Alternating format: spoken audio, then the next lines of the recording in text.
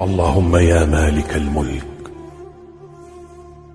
يا من في ملكه مقيم وفي جلاله عظيم وعلى عباده رحيم وبكل شيء عليم.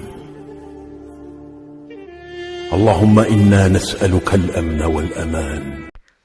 اللهم صل وسلم وبارك على سيدنا محمد وعلى آله وصحبه أجمعين. ازيكم حبايب قلبي، عاملين ايه؟ يا رب تكونوا بخير وبصحة وسعادة. رجعت لكم في فيديو جديد، فيديو مهم جدا. هنخزن مع بعض البامية زي ما احنا شايفين كده بأسهل طريقة، وتقعد عندك من سنة للسنة، من موسم للموسم. انا كده هنا كنت في السوق النهاردة واشتريت شروة على بعضها كده ايه بامية. طبعا انا هفرزها، الطري فيها هعمله، هقطعه وأقمعه وانضفه، والناشف هرميه لان بيبقى ما بيستويش في الايه في الاكل.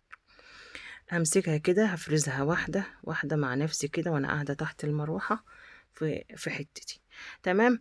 انا هنا فرستها وقطعتها زي ما احنا شايفين كده، شايفين اللون الحلو ده؟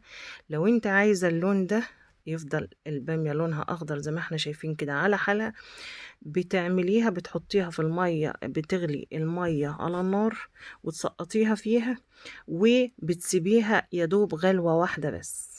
يعني يدوبك بس تغلي غلوة واحدة بس، المية تكون مغلية واسقطها وهطلعها. هنا لو احنا ملاحظين انا هنا سهيت عليها، يعني في الكمية دي انا سهيت عليها وسبتها شوية اكتر شوية، فتتلقى لونها كده. بس هي النتيجة حلوة مش وحشة، ومش هتبقى وحشة، هتقعد معاكي برضو من الموسم للموسم. انا عملتها كده زي ما احنا شايفين. اول حلة طلعت معايا زي ما احنا شايفين. بجهز اكياس التلاجة بتاعتي اللي مخصصة للحفظ اهي زي ما احنا شايفين، ودي الكمية اللي استوت قوي شويتين، ودي الكمية اللي احنا قلنا ما بنطولش عليها في النار، يعني بتبقى يدوبك تقوم غلوة واحدة بس وبطلعها. بتبقى جميلة برضو في السوا، وبتستوي بسرعة معاك وبتبقى جميلة. احنا عندنا يعني انا حبيت اوريكم الخطأ اللي انا وقعت فيه، بس برضو يعني مش وحش، يعني النتيجة مش وحشة. زي ما احنا شايفين لونها زي ما هي كده خضرة جميلة اهي. بعد ما بطلعها وبصفيها من المية بتاعتها، لان المية بتاعتها بتبقى لزجة كده، بصفيها كويس جدا وبسيبها لحد ما تصفى خالص من المية بتاعتها، وببدأ ان انا كيسها في الاكياس.